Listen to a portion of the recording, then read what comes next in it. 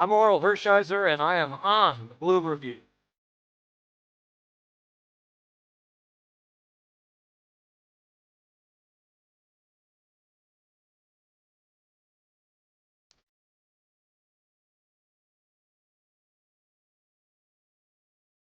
Hey, this is Sean Green. You're watching the Blue Review. Bum, bum, bum, bum, bum. Ring! Pew, pew, pew, pew, pew. Lasers, lasers, lasers. Pew, pew, pew, pew. What's going on, everybody? No Marcus Grant, as you can see, so it's a little bit weird when I'm doing the lasers by myself, but that's a fun thing that I can do. And hey, thank you, Matt. Matthew Moreno joining me today while Marcus is on vacation from Dodger Blue. Thank you very much, Matt, for joining us. How's it going? What do you think of last night, real fast? Yeah, well, first, thanks for having me on. I'm glad to be back on with you. I felt like can I call it my triumphant return after, a few appearances last season. After watching last night's game, I think, Shohei Ohtani reminded everybody that he's still Shohei Ohtani, despite some of the claims that maybe he needs to pick pitching or hitting that I know we were dealing with about a month ago now at this point. Yeah, that's not a thing, and that's never going to be a thing. So, yeah, I will get into all of the Shohei Ohtani things in just a second, but I want to remind you that the Blue Review is powered by LAX. We're taking off. Learn more about all the incredible changes happening now at LAX by going to lawa.org/ESPN. And you were just mentioning Shohei Ohtani. This man is an anomaly. I try to go back and forth. We talk a lot about Shohei just on every show, on everything that's going on, but I feel like at the same time, we don't talk about him enough. There's just so much that what he did last night was pretty incredible, Matt, where he went 3 for 4, was on base 5 times. He went 6 innings. He allowed no runs, only 2 hits, 1 walk. I mean, what can you say about Shohei that we haven't said before, but also need to keep saying? I think he's the best player in MLB history, right? Like he's doing hitting alone is difficult. Like there's a reason, these major leaguers, these Hall of Famers talk about, hey, you fail 70% of the time, you still get into the Hall of Fame type thing. Hitting alone is challenging. Then being, a top at worst, 10 pitcher in baseball, top 8 pitcher, top 5 pitcher in baseball, depending on, what season and what, if you want, how generous you want to be. And he's doing both of those. And I know that the Dodgers have changed how they're sort of managing his workload and things like that and giving him, he's going to have the night off tonight, not be in the lineup. So manage getting some rest to avoid fatigue and all that. And I know he had the 2 games off earlier. But yeah, I mean, I think it just, we take for granted still as much as we try not to, like just how good he is. Yeah, I've been trying to put it into words about how I wanted to say this. I'm like, oh, should I just read off stats, what he's done since as a pitcher, and then what he's done as a hitter since what was it? It was May 12th. I think he had a home run and then he took 2 days off. And since May 12th, that day when they came back into lineup, I think it was May 15th. Has been absolutely on a tear and in hitting multiple hit games and doing all this while also having a 0.74 ERA and a 3.01 average. Like it's just crazy. Like, is the only way to do it to put it into numbers terms, or is there a way to say, like, I mean, just we just don't see this very often. I know we saw it a little bit more in Anaheim because this is the first time we've actually seen him hit and pitch at a full level. But Anaheim didn't count. That's just minor leagues. That's not a real team that's there. So this is now a real team that he's winning multiple back-to-back World Series championship, and he's doing it on this team. it's insane to me, and I don't know what else to do about it. Yeah, I mean, I think you have to read the stats, right, to help sort of contextualize everything. I mean, his ERA is, you mentioned, his 0.74 ERA. It's the 3rd lowest, through 10 starts of a season. Since I believe there's a qualifier there. I forget if maybe it's a live ball era since 1920-ish type thing. I mean, yeah, we could go on and you mentioned, obviously, over on Dodger Blue, like when we have our live shows, it's hard not to discuss Shohei Ohtani because it seems like every single night he's doing something. And, even last night and the last 2 starts, frankly, his pitching starts, if you want to look at, both times Dave Roberts said, he wasn't really sure what the Dodgers were going to get from Ohtani. And sure, like there was a little bit of a challenge for him. His command was off, but he still got through those without.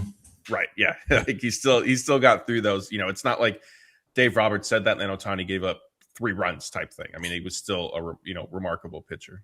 Yeah, and so just to put a little bit of context behind it, so in this year as a pitcher, he has gone less than 6 innings one time on May 20th, and he went 5 innings that time and only gave up 3 hits. He's given up more than 4 hits 2 times, and those were in April. And it's barely been 5. He's not given up more than 5 hits in a start. He's only given up more than 1 run one time against Houston on May 5th. He's gone on such a tear that, I mean, the MVP right now is locked up. I don't think as long as he finishes the season, in my mind, it's his. I don't care what Schwarber does. Schwarber can hit 65, 70 home runs, break the home run. He can hit 75 home runs. At this point, it's not going to matter, because no matter what, he hits those 75 home runs, and Shohei does both of these things that he's doing. It will always just be, well, what are you doing on the pitching side? It was not going to happen. And so Jeff Passan, they put up here, following 6 more scoreless innings tonight, Shohei Ohtani's ERA is 0.74 through 10 starts, the lowest ERAs in Major League history. Jacob DeGrom, Juan Marichal, and Shohei Ohtani. Not bad. Yeah, it's not a bad group to be under. But I mean, we can talk all day about Shohei Ohtani, and I think we should probably do a whole episode about Shohei Ohtani. But we do have to talk about other things from last night's game. Kyle Tucker has been the villain for yesterday. You've heard my villains in the past. It was Alex Vezia, then it was Michael Conforto last year. I haven't found one this year because I just don't think there is one. But Marcus yesterday, he officially said, Kyle Tucker's my villain. And then he goes 3 for 5 and hits a home run. So what did you think of his outing yesterday? Well, first, what took Marcus so long? If he had done it earlier in the year, maybe we could have avoided all this. I mean, and I'll still say this also tongue in cheek. I mean, the secret was Tucker showing bunt. Obviously, small ball is what unlocks everything in baseball here.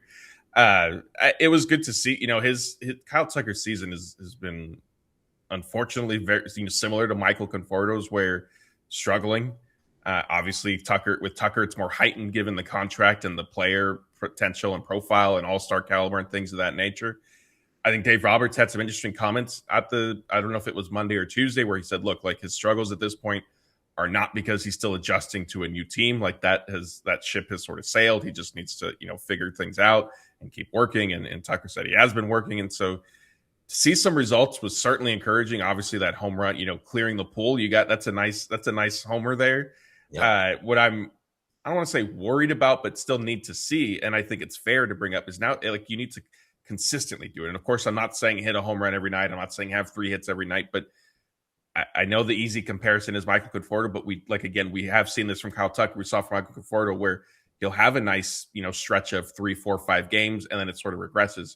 And that's what we saw, that when the Dodgers were on their road trip that took them to Houston a few weeks ago, Tucker sort of started to heat up, if you will. I know some of those he seems to also have some good luck on his side. He's got 3 or 4 hits this season that have hit off a base. Yeah.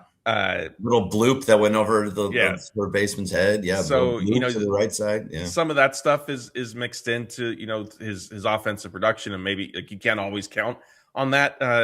I know, Craig, since it's you and I doing the show, we don't need to invoke any of the nerd stats, that, as I affectionately call them, but his BABIP, if you will, stuff like that. It's going to be interesting to see, if Tucker can sustain this. Yeah. I mean, and I think obviously he needs to. He's a $60 million player. And then with the luxury tax, is always the conversation behind it that it's actually over $100 million contract. And so for him to not produce at a high level is rough to watch. Now, yes, that was only one game. It was against Zach Gallen, who has been pretty bad this season. He's not the Zach Gallen of old. But would you be surprised? Like, what do you think by the end of the year? Do you think he's back to who he was last year or in prior years? Or is he is this kind of like what his baseline is now? And was it a bad contract? Oh, man. It's a tough one. It's a tough one. I'm putting you on the spot, man. It's a bad contract right now. And I think from a consistency perspective, I think it only gets a little bit better this season. It's sort of an extension of what we saw, more so in the second half last year, with the Cubs, when I know that some of that was attributed to the different injuries he dealt with. There was the hand fracture, and then was it a shin or something in his lower body, then or maybe hamstring, I forgot exactly, but something, late in September. And so, if you look at it from that perspective, yeah, it's a bad contract. I wanted to ask you this, and so I'm not trying to skirt the question. It's a bad contract right now, certainly. Yeah. I'm not counting on Kyle Tucker to all of a sudden go on a tear this season. I think we've seen, unfortunately enough that he might just be inconsistent throughout the year. What we have started to discuss over on the Dodger Blue YouTube channel and our live shows is if Kyle Tucker sort of does struggle like this, where it's kind of up and down throughout the year, but he has one or two big hits in the playoffs and helps the Dodgers, conceivably, theoretically win a World Series in that sense. Are all things equal? Are you still upset about the contract, or is it like, hey, he contributed, they won a World Series, it's a wash?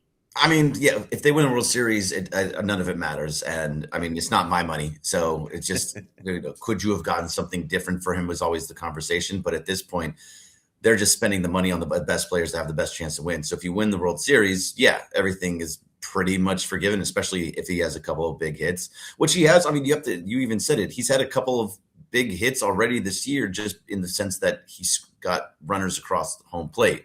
Like they may not have been pretty, but they hit off a bag or they're a little bloop or whatever it happens to be. They were game-winning hits, so those are there. Now the rest of it doesn't, like, it's bad and it's hard to watch him. He has a big looping swing. He kind of has that Chris Taylor like swing that he's just streaming. And I'm sorry for my inbox going crazy, but it's I have to talk through the computer. But he's had a couple of those. It just feels like he's. Yes, if all things equal, if they win the World Series, all is forgiven. Now, do they want him to bring him back? And if it's after his option years and all those different types of things, that's a real question. But for the most part, winning the World Series cures all ills. So it will all just go away at that point. And I think by the end of the year, we're going to be looking like, okay, that was a decent to good year for Kyle Tucker. It still hasn't been that many bats. We're at 62 games in the season. So it's a big sample size. Don't want to go away from that. But I think there's still something that's going to come around eventually. And that's why I didn't make him my villain. It's really frustrating to watch. Don't get me wrong. And his defense has not lived up to what he's supposed to be. And we're like, oh, Gold Glove caliber. Man, that has not been there. I'll tell you that much. Another guy, though, Matt, do you want to go with something? Real quick, I think, to Marcus, the villain, maybe the villain arc is going to be similar to Tanner Scott. Struggles in his first year with the team. They still win the World Series. And then his second season, he looks much more comfortable. Yeah, it could be. And look, the villain arc is supposed to be, it's an arc. Like you're the villain, you're supposed to turn yourself around. It's a reverse jinx. It's a reverse, mindset, psychology to get them back into it. And for Marcus, it worked for last night. Now he's not here today to continue on it, but Monday maybe you can help out again if it goes badly this over the weekend. We'll figure that part out. Another guy that has been struggling a lot, and despite the amount of home runs that he has, the 14 home runs, Max Muncy has struggled. And he's struggled in the sense that he doesn't get runs across. The RBI total was low. 21 before yesterday's game on 14 home runs means that you're getting a lot of solo shots and not hitting in runners in scoring position. He was 6 for 42 before yesterday. He got a couple of hits yesterday. He got a hit with runners in scoring position. So that is something that we talked about yesterday. Are you seeing something different because you're at a lot of these games too, covering for Dodger Blue. Are you seeing something different from him? Obviously they're in Arizona today, but when he's doing his the batting practice, or what's going on that what you see with Max Muncy? I think recently it's fair it's reasonable to suspect that the wrist is a factor. I know that Max did say that, there is still some pain, discomfort in there that he's playing through after getting hit by a pitch. And frankly, I mean, he and the Dodgers are lucky that wasn't, a significant fracture, basically, because you get hit up in the hand like that. My thought immediately is, oh, great. What did he just break? And even when they say, hey, the x-ray was negative, I've gone through this way too many times where it's, 2 days later, it's like, oh, he had a follow-up, either x-ray or CT scan, and it revealed this, that, and the other. I think that is a factor. I think the other part of it is we've kind of seen this with Max Muncy, where it's sort of streaky throughout the year, and then he'll go on, it sort of tends to coincide with the summer months, and so maybe it's coming up now. He'll go on these crazy stretches where he's all of a sudden tearing the cover off the ball. You mentioned, I think you said 6 for 42 with runners in scoring position. Before yesterday. So like that's for the entire season. Yeah. It's not a whole lot. Like that's small. Like, runners need to get on base, and they have been. And in those cases, he hasn't necessarily. You mentioned, if you look at the home run versus relative to his RBI total, like there's not a whole lot of production there. So certainly there could be improvement. But I think it's just, kind of par for course with him. And, you'll kind of look up at the end of the year and he'll end up having a relatively solid season because he went on, a hot streak for 2 weeks here and then another 2 weeks there. Yeah, totally agree with you. And like, he's going to end up with 35 home runs because that's what he does. He hits 35 home runs and he does what he needs. And he comes up when we need him to come big in the playoffs. So nothing wrong with Max Muncy. It's just something, you know how it is. We talk about him every day. We got to point out when the things are good and when things are bad. And he was a little bit on the struggle bus. Even the broadcast last night was saying this was a game that Max Muncy needed. He was having a rough time in the cage before the game the day before, and he felt better about his swing going into yesterday's game. And then he got a couple of hits. So maybe he did figure something out, whether it's like he felt better with a tweak in something and he's feeling healthier, or he just made a slight mechanical change. Whatever it was, it worked yesterday. What's not working is for Mookie Betts. Now, Mookie Betts has been somebody that we talked about a couple times this year on the show. And his trajectory since 2023 has been a steep decline, where the OPS and just the hitting in general has just drop. Now, granted, last year he said, you know what, F it, and I'm just going to do what I can. And he went 300, started hitting 300 with a 900 OPS going into the playoffs. So from August through October, he was great, or September through October, he was good.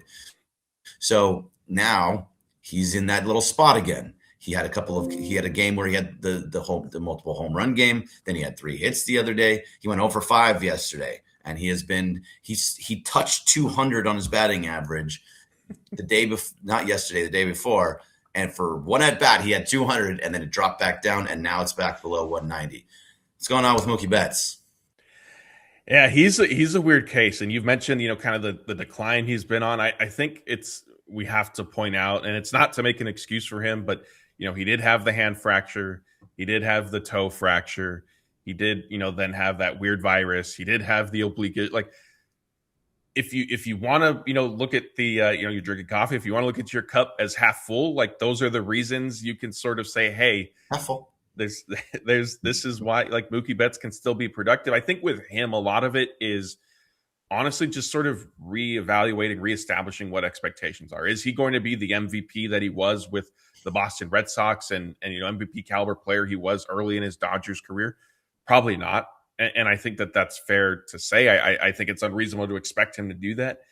Should there be, better production from him than what the Dodgers have been getting? I think certainly. And I don't know, like, is it just like kind of everything has sort of added up and worked against him, injuries and time missed and things like that now he is in such a hole he can't fight himself out of?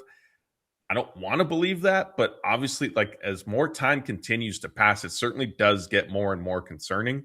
That being said, at least, they are getting pretty good shortstop play from him, which, I mean, Mookie has handled shortstop at a higher level than I thought he was going to be able to, frankly. So it's a testament and credit to him. I know that one of the popular narratives that started to form was that was what was to blame for his hitting struggles. I don't think that that's the case now.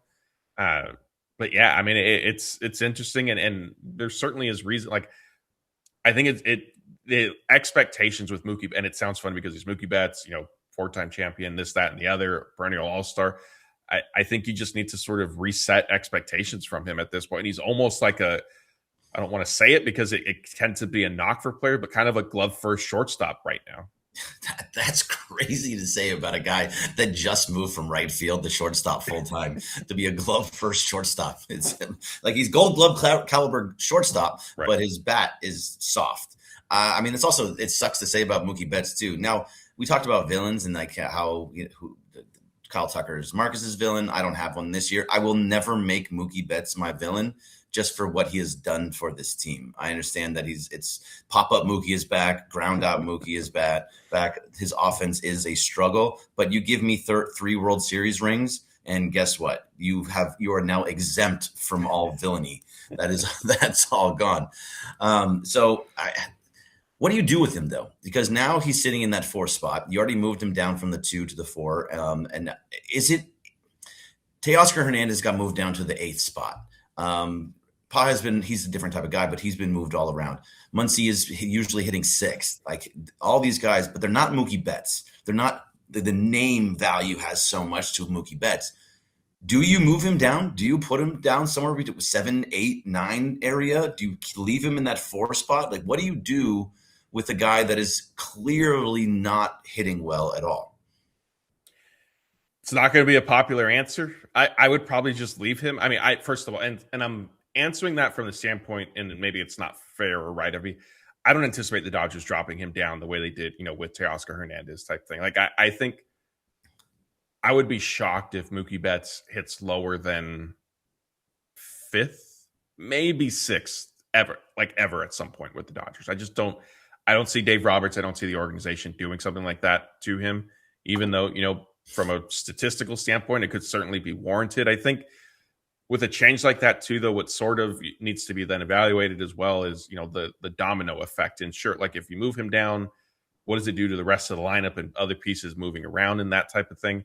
I'm also somebody, and it's not panning out. Obviously, I'm somebody who sort of believes in lineup protection. And I think, theoretically, if you have Mookie quote unquote protected with somebody in front of him, somebody behind him, like pitchers are going to give him something to hit, if you will. And whether Mookie or Betts does something with that or not, obviously, is to be determined. He really hasn't more times than not so far, and so that's fair. But I think, again, like I'm trying to separate what I think how I think the Dodgers handle it versus like what I would specifically do, and I don't see him honestly getting dropped down to the lineup. Yeah, I don't either. And I think, we're sitting here, we're talking about all the things that are going wrong on this team right now and like criticizing when they're, almost 20 games above 500, they're first place by a large margin. It's now 7.5 over the Diamondbacks and the Padres. The Padres just keep losing and just falling completely backwards. Ever since they took that half game lead, they have just fell off a cliff. The Dodgers basically broke them. That's what, and it's happened before. They've done that in past years also. Yeah. So, and now the Diamondbacks are falling down, so they're going to win this division. They're going to win it handily, and that's totally fine. But it's, we have to talk about everything, and that's eventually, if you're talking about a Dodger morning show every single morning, and you want to be you have to be critical in some spaces. Either way, tonight the Dodgers are going for another win of a series. This would be now, if they win this game, then it's now 3 or 4, and they would have 6 of 7 against the Diamondbacks just this season. So it's Justin Robleski on the mound tonight, and he looked fantastic in his last start. Best start I've seen from Justin Robleski. His fastball was back up in that 99 mile per hour range. He had the swing and miss that he hasn't had all year. He was a pitcher that was pitching to contact, and now he had a lot more swing and miss. What are you seeing from Justin Robleski? What do you expect to see from him tonight? Yeah, obviously, you mentioned his last start was certainly, his best one of the season easily. And I think it more so than just like the stat line, the velocity was back up. He mentioned, kind of finding some mechanical things and I think getting back to just who he is. And, that had been a big discussion throughout the year so far, and whether he was, early on out of the bullpen or making his starts of, hey, what happened to the velocity? Because last year it was averaging, I forgot, 97, 98, I believe. Yeah. And it had been down this year. Certainly impressive. I don't know if he'll I don't know if the strikeout numbers will be as kind of eye-popping, if you will, tonight. I think, maybe he kind of settles in somewhere back in the middle where it's not, the 0 strikeouts or the 1 strikeout type thing. But he's pitching well and he's confident. And, Katie Wu of The Athletic had a nice article about him. He's got his own statistical model that he evaluates himself on. He has been, I don't want to be like exaggerate, like kind of a savior a little bit for the Dodgers rotation, given, Glasnow and Snell's injuries. And so, certainly hats off to Robleski for what he's done. And I think that, I know that there's a lot of discussion because of the pitch to contact of how long is this going to be sustainable and so on and so forth. But look, I think it works in both ways, right? Last year we kept hearing, hey, Michael Conforto, his expected stats, it's going to turn. It never turned. Like sometimes it doesn't look like it should be sustainable, but, sports are played. Greg, you and I we could put our hands in on this. Sports are played on the field, not on a spreadsheet or a computer. And so sometimes things just happen. And Robleski, to his credit, has continued to pitch well against all odds. And I appreciate you fighting the good fight with me against the nerd stats, because I mean, they're important and they all mean, we basically talk about the exact same thing. We talk about the nerd stat, but in a way that is not in a nerdy way. I think that's important. Like those stats are, I don't think are the end all be all to everything, even though we're probably saying the exact same thing as what the stat is saying. Either way, really appreciate you being on here, Matt. Before I have you tell me where we can find everything you're doing at Dodger Blue, I just want to remind everybody, on Sunday, there is a Blue Review watch party. I will be out at Clearman's Galley in San Gabriel for the 1:00 game for the Dodgers versus the Angels. Come hang out there. The Milagro tequila truck is going to be out there. Going to be by pouring margaritas. So come on out, get a margarita with me. Let's just watch a little baseball. It's a great place. It used to be called the Boat. It's so many TVs, big, huge TVs all around you. I love that place. So come hang out at Clearman's Galley. Where can we find you on Dodger Blue? Yeah, I appreciate it. So DodgerBlue.com, we're publishing articles every day, and then Dodger Blue 1958 on all social media. Obviously, the main one now these days, I think, is YouTube. We're doing live shows. We have our morning live shows Monday through Friday, and then we have live shows Tuesdays, Thursdays, and Sundays after games at night as well. All right, that'll do it for us. Thank you very much, Matt, for joining us today. Yeah. We'll get you back. It won't be an every once in a while thing. We'll get you back more often. I appreciate you. And that'll do it for the Blue Review Stone on Cap Morning Show. Coming up next, we'll see you tomorrow. See you.